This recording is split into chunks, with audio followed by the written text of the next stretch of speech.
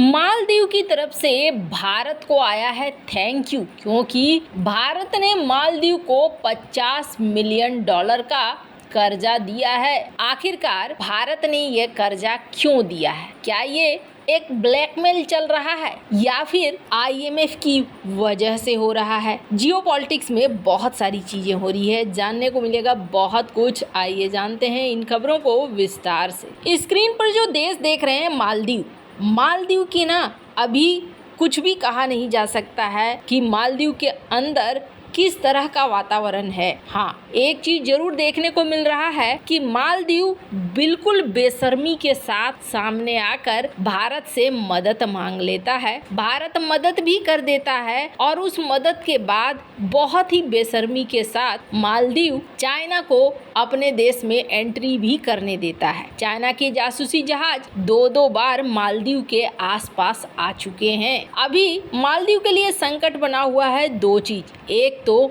मालदीव ने जो इतना सारा कर्जा ले रखा है, मालदीव को पहले ही IMF ने चेताया था कि देखिए आप जो चाइना से ले रहे हैं ना कर्जा, चाइना से लेने वाला ये कर्जा आपको बहुत ज्यादा भारी पड़ने वाला है। चाइना के ऊपर अपनी निर्भरता को मत बनाए रखिए, वरना आपके लिए मुसीबत हो जाएगी। आपके ऊपर कर्जा इतना हो गया है कि इस कर्जे को चुकाने के लिए ही आपको अगले साल से हर साल करीब 1 से 2 बिलियन डॉलर सिर्फ कर्ज की ब्याज देना होगा। तो ये एक बहुत बड़ा रकम है जो मालदीव के ऊपर है। अब मालदीव अपना बजट बनाने लगा, चूंकि नई गवर्नमेंट आ गई, मुइज़ू आ गए और मुइज़ू को भारी बहुमत मिला है। सबसे बड़ी बात तो ये है, और कमाल की बात यह है कि भारत ने पिछले साल भी और इससे पहले भी कई बार मदद की है मालदीव को, लेकिन मालदीव वो सारी मदद भूल गया। वहाँ की जनता भी वो सारी मदद भूल गई, वरना इतने ताबड़तोड़ भारी मतों से मुइज़ू नहीं जीतते। अगर वहाँ की जनता इस बात को समझती कि हाँ जी भारत ने हमारी बहुत ज्यादा मदद की है, हमें भारत के साथ मिलकर चलना चाहिए, तो ऐसा नहीं होता। पर मुइज़ू बहुत ही बढ़िया वोटों से जीते। न सिर्फ इतना, बल्कि इंडिया आउट का जो कैंपेन चलाया गया मालदीव के अंदर, मालदीव का वो कैंपेन दुनिया के कई ऐसे देशों में खूब पसंद भी किया गया, जैसे कि बांग्लादेश ने भी अब यहाँ पर बांग्लादेश के अंदर भी इंडिया आउट कैंपेन चलने लगा। और इन सब के बावजूद भारत ने मालदीव को मदद दिया $50 मिलियन का। क्यों मदद दिया? क्योंकि ये आकर इन्होंने कहा कि हम अपना बजट बनाने जा रहे हैं और हमारे यहाँ इस वक्त पैसे की कमी हो रही है, आप हमें सपोर्ट कीजिए। और 1 साल के लिए भारत ने बिना किसी ब्याज के, यानी कि 0 ब्याज पे इन्हें लोन दिया कि ठीक है ये $50 मिलियन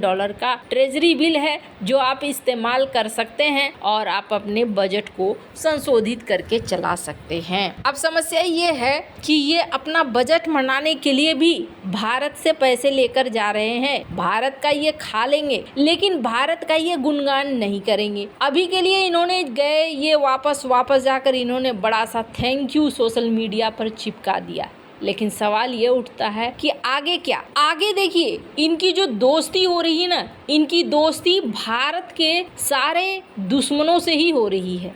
जैसे कि स्क्रीन पर एक आर्टिकल देखिए, अजरबैजान के साथ मालदीव अपना कोऑपरेशन बढ़ा रहा है और हमने देखा तुर्की के साथ भी मालदीव ने अपना सहयोग बढ़ाया है। सिर्फ इतना ही नहीं, इनके पास जो भारत का दिया हुआ डोर्नियर विमान है उसको चलाने की क्षमता इनके किसी भी सैनिक में नहीं है। अब ये कह रहे हैं कि हम तो चला नहीं पा रहे हैं, हमने डोर्नियर विमान रख लिए, सारे सैनिकों को निकाल दिया, लेकिन अभी हमारे लिए मुश्किल ये हो रही है, हमें ट्रेनिंग दे दो इसकी। लोग ये सवाल कर रहे हैं कि तो फिर ये डोर्नियर विमान इतने समय से था, आप लोगों ने ट्रेनिंग क्यों नहीं लिया? कहा गया कि ट्रेनिंग तो लिया था, लेकिन किसी वजह से हम अपनी ट्रेनिंग को पूरी नहीं कर पाए हैं और यही वजह है कि हम यहाँ पर अटक गए हैं। अब ये जो भारत ने मदद की है ना, इस मदद को लेकर भारत में भी बहुत सारे ऐसे लोग हैं जो खफा हैं और उनका कहना है कि भारत को मदद नहीं करनी चाहिए और ऐसा करने से भारत के लिए मुश्किल भरे हालात खड़े हो सकते हैं। ये बात बिल्कुल सही है कि आगे के समय में मालदीव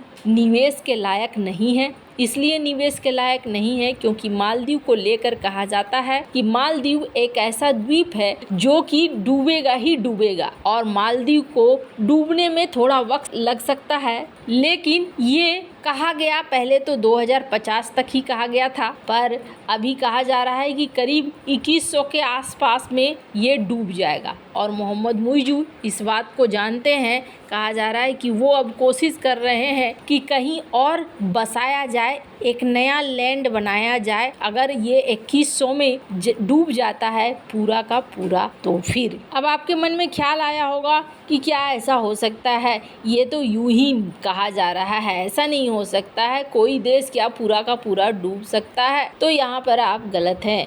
आपको बता दें कि कई सारे ऐसे देश हैं जिनके साथ जो समुद्री इलाके में हैं ये समस्या आगे बढ़ रही है। मालदीव 1 नंबर पर है, Tuvalu, Kiribati, Marshall Island, Nauru, Netherland, Bangladesh, China, Bharat भी है, लेकिन सब में अंतर है। क्या अंतर है आपको बता दें, मालदीव जो है सिर्फ समंदर से 1.5 मीटर ऊपर है, यानी कि 2050 तक मालदीव की राजधानी माले पूरी तरीके से जलमग्न हो सकती है। तुवालू ये द्वीप राष्ट्र समुद्र स्तर से केवल 4.5 मीटर ऊपर है, 2100 तक ये पूरी तरीके से जलमग्न हो सकता है। किरिबाती मात्र समुद्र से 2 मीटर ऊंचा है, 2050 तक किरिबाती के कई द्वीप पानी में चले जाएंगे। मार्शल आइलैंड ये द्वीप समुद्र स्थल से केवल 2 मीटर ऊंचा है,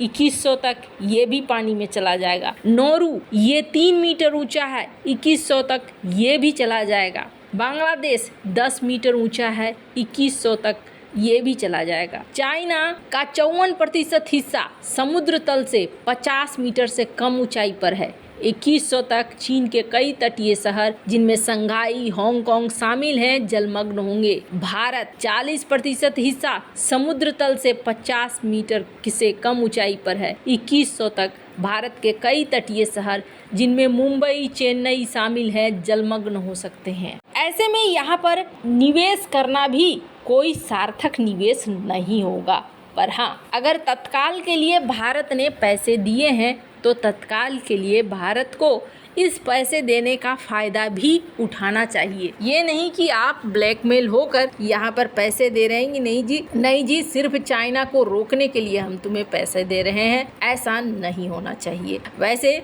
लॉन्ग टर्म भारत ने प्लान जरूर कुछ सोचा होगा, फिलहाल के लिए थोड़े दिनों के लिए रोकना जरूरी है ताकि रणनीति को बनाना भारत के लिए आसान हो पाए। वैसे आपको क्या लगता है कि क्या भारत ने ये पैसा देकर सही किया, फिलहाल के लिए रोक कर सही किया या नहीं किया, या ये आदत बिगाड़ने वाली बात होगी? कमेंट कर अपनी राय जरूर बताएं। जल्द मिलते हैं अगले वीडियो में नई खबर के साथ।